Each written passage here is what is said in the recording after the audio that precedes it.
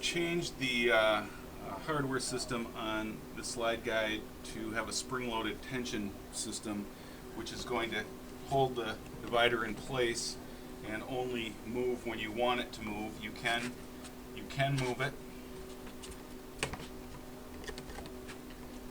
to fit a particular board.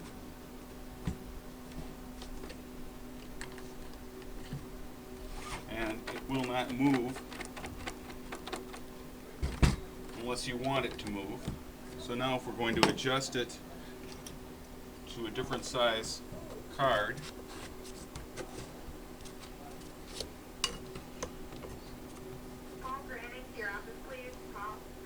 you do so, and you're ready to go. And again, it will stay there and remain there until you want it to move. So we're creating enough tension here to hold it in place until you want it to move.